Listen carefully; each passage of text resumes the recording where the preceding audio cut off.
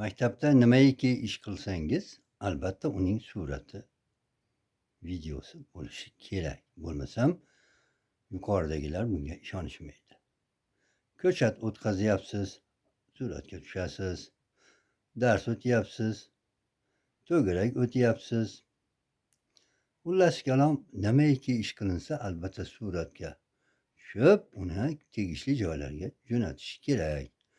O'qituvchilar mana shundan bezor bo'lishdi.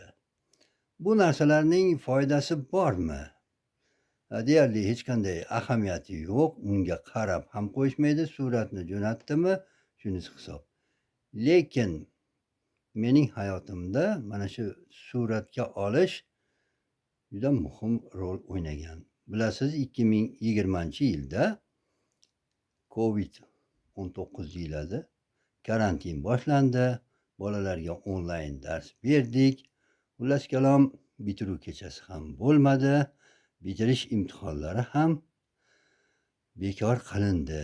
Bolalarga, bitiruvchilarga to'g'ridan to'g'ri 9-sinf shahodatnomasi, 11-sinf attestati berildi.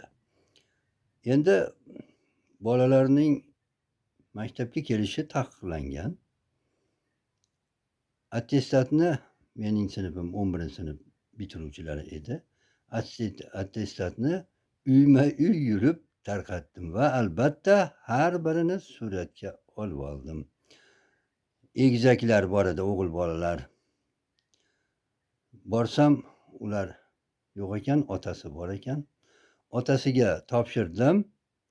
Ikkala qo'liga ushlatib attestatni suratga oldim. Oradan bir 2-3 yil vaqt o'tganidan so'ng o'sha egizaklardan bittasi, kattasi keldida, "Domla, siz menga attestat bermagansiz, bering" deb turib oldi. Men topshirganman, hammasini aytganman, berganman dedim. "Yo'q, siz topshirmagansiz, menga attestat kerak" dedi. Bilishim bo'yicha u yo'qotib qo'ygan bo'lsa kerak-u.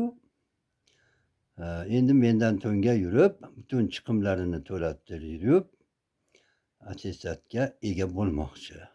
Oxiri kompyuterimni shunday tutdim, bitiruvchi degan fayl bor edi. Shu faylda ochib, rasmlarni ko'rib turib, "Mana unga qara" dedim.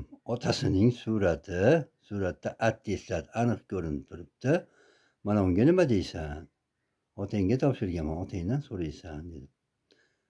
Rasmni ko'rdi-yu, indamay chiqib ketaverdi. Bildiki, uning yolg'oni o'tmadi. Men hujjatni ko'rsatib qo'ydim.